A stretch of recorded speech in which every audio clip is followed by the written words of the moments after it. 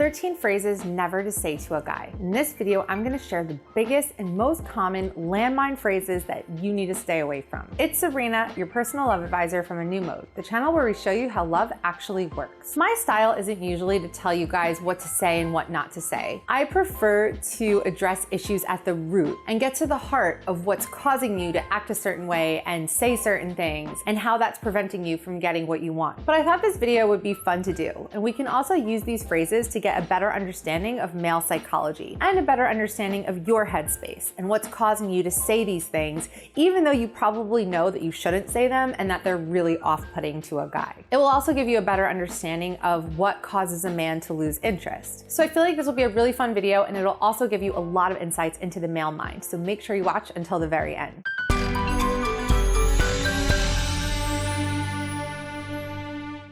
Real quick, if you like this video and find it helpful, please give it a like. Make sure to subscribe to my channel and ring the bell so you get notified when I post new videos. Also, speaking of understanding men and understanding male psychology, if you want to understand how men think and exactly why they do the things they do, then I have really good news. I actually have a book all about that subject. I co-wrote it with Eric, my partner on A New Mode. It's called He's Not That Complicated, and the goal in this book was to basically address every single question that you have about men, about why they act the way they do. So you can download it when you're done here. You can download it now, whenever you want, at he'snotthatcomplicated.com. Okay, let's get into it with the phrases. Number one, all men are jerks. Yes, I know maybe you've been hurt in the past. Most of us have been hurt in the past, but this attitude is toxic. And just flip it for a minute. Imagine if a guy said to you, oh, all women are psychos and all women are crazy. Would you want to date that guy? No, he clearly has issues with women, probably stemming from experiences in his past, and it's not your job to fix him and to, make it all right and make it all better. You probably would be immediately put off by a guy like that. You'd probably think he's a misogynist, and you would never want to see him again. So why do you think a guy should just accept it when you're like, oh, all men are jerks, all men are just gonna break your heart, men are terrible? Right? Also, if a woman already has the idea in her head that all men are jerks and they're just gonna break her heart, she's just gonna be on the lookout for jerky behavior. She's always gonna be waiting to find something that proves what she already believes, because that's what we do. It's called confirmation bias. We're always looking to prove the things that we already believe. No guy is gonna wanna date a girl like this. It is a very toxic mindset. So yeah, you should never say the phrase, all men are jerks, but even more than that, you have to get to the root of why you think this is the case and undo that faulty wiring. Because you're never gonna have a healthy relationship with a man if deep down you believe that all men are jerks, right? Number two, do I look fat?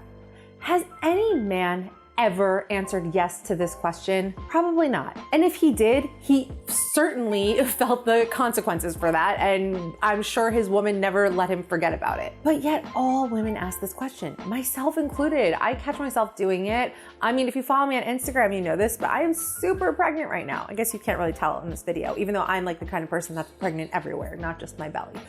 But see, I'm doing it again.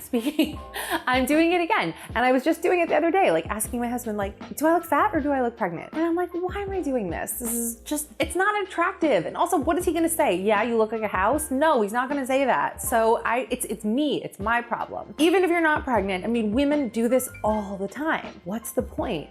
The point is that you think, or maybe you know, that you've put on some weight. And what you're asking is if he still finds you desirable. But the thing is, it's not about the weight.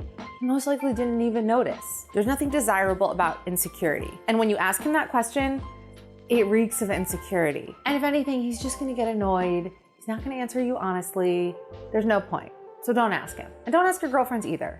Just accept yourself, no matter where you're at. If you need to lose some weight, that's okay. That can be achieved. But there's no point in just, spewing out all that insecurity to the world. It doesn't feel good. It's not gonna make you feel good about yourself. Number three, my ex-boyfriend would never do XYZ. Never ever compare him to your ex, ever. Don't even talk about your ex. You don't need to express to him that you're thinking about your ex. Again, let's flip it. How would you feel if he was comparing you to his ex-girlfriend? And if he was telling you the things that his ex-girlfriend did that were better than the things that you're doing? That's a horrible feeling. And it's not a motivating feeling. You're just gonna get angry at him and you're gonna feel resentful towards him. If you're gonna compare at all, do it in a way to show that your new guy is so much better. But even still, I would just leave the ex completely out of the conversation. And I'm gonna add to this one that you shouldn't compare him to what your friends' boyfriends or your friends' husbands are doing. Never compare him in a way to show how some other guy is doing things better than what he's doing. This will just immediately make him shut down, feel resentful towards you, and it's just not gonna get you anywhere in your relationship. Number 4, what are you thinking about right now? You don't really want to know what he's thinking. You want to know if he's thinking about you and if he's thinking about the relationship. And chances are he's probably not. You don't want to hear that he's thinking about fantasy football or whatever else goes on in his head. This is just a desperate question. It's just a question because you want to know, am I on your mind? Are you thinking about me? Are you serious about me? That's what you're really saying with the, what are you thinking about right now question. Number 5, nope, nothing's wrong when something is wrong. Okay, we all do this. This is a very popular female thing to do. It is called passive aggression. You're upset about something and you are hoping he picks up on the subtle hints that you are sprinkling, or maybe you're not even sprinkling, whatever the case may be, and he asks you what's wrong and you tell him nothing's wrong. Men are very literal. If you tell him nothing's wrong, he is just gonna accept that nothing is wrong. Meanwhile, you are just stewing in anger and it's just building and building and building, and no good can come of this. It's so much better to just tell him what's on your mind. Set him up to win. Don't set him up to fail. Don't expect him to be a mind reader. He cannot intuit your every thought and your every feeling. Just tell him. Number 6, what are we? Men hate having to talk and hate when it's brought up in this way. It just makes him feel pressured, makes him feel backed into a corner. It totally throws off the power balance in the relationship and makes you look needy, because now all of a sudden you're saying, I'm committed to you. Now I just hope that you pick me back. That's essentially what happens in this conversation. It's much better to let things happen organically. Or, I mean, of course you want to know if he's on the same page as you, if he is relationship oriented. So a much better way to frame this is to say, you know, is it in your game plan within the next few months to settle down, be in a committed relationship? Is it in your game plan within the next year to get married, have kids? Like, that is the way, because that kind of invites him to commit without putting this pressure on him, the pressure of like the, so what are we conversation. But in general, if a guy's on the same page as you, if your relationship is good, if it's healthy, this will just happen organically. You won't need to force the what are we conversation upon him. Number 7, guys always ghost me or dump me. You really don't need to offer up this information. You're basically saying that you are from the reject pile, and now he's like, oh, I'm dating a girl from the reject pile. Every guy dumps her and every guy ghosts her. There must be something wrong with her. Also, this just makes you look low value. I mean, what is he supposed to do with this information? Like, feel lucky to have you when everyone else discarded you? It just doesn't look good. So you don't need to talk about how many guys have ghosted you, that guys lose interest in you, whatever's happened in the past. Let's just not talk about it. Number 8, your friend is so hot. He wants to feel like you chose him because he is the most special, most amazing, sexiest man you have ever seen before. He does not want to feel like, oh, well, Mark was too hot for her. Mark is out of her league, so she settled on me. And that's basically how he's gonna feel if you're telling him that you think one or several of his friends are super, super hot. Maybe like down the line in an established relationship, when you're in love and you're serious, you can say this, but this is definitely not something that you should say in the early phases of a relationship. And again, let's flip it. How would you feel if he's like, oh, your friend Kelly is so hot. Wow, she's a 10. Like, how's that gonna make you feel? Not so good. Number 9, why don't you ever ... Guys never respond well when you phrase something like this. It just makes you seem naggy and unappreciative, and it's not gonna inspire him or motivate him to do what it is you want him to do. If anything, it will just make him feel resentful, and he's just gonna retreat, and he'll be even less likely to do whatever it is you want from him. A much more effective way to phrase things is, I really love it when you. So instead of, why don't you ever text me during the day, blah, blah, blah, say, you know, I really love it when you text me during the day. It makes me feel so good. It makes me feel so cared for. That's how you motivate a man to do things, not by picking him apart with the naggy mom voice of, why don't you clean your room? Why don't you do this? Don't do that. Number 10. Where have you been? Guys don't want to feel like you're keeping tabs on them, especially not in the beginning of a relationship. If you're grilling him on where he was and why didn't he text you back promptly and who was he with and what was he doing, just makes you come across as really insecure, and he's gonna feel like, I don't want to commit to this woman. She's not gonna give me any room to breathe. She's gonna be like breathing down my neck the entire relationship. I don't want to deal with this. And the fact is, if it's early on in the relationship and you're not even official, he probably is seeing other people. Like, that's an expectation that you should have, and that's something that you should be doing as well. You also should be seeing other people. So you can't get on him about where he is and why he took a while to text you back, because it probably took a while to text you back because he was on another date with another girl and he's not doing anything wrong. If you are in that early phase, he doesn't owe you an explanation and he doesn't owe you exclusivity. You need to be secure enough within yourself to just accept that that's just how things go in the beginning. And even once you are past the beginning and you are in a more established place, the where have you been is just, again, it comes across like you're his mom scolding him for staying out past his curfew.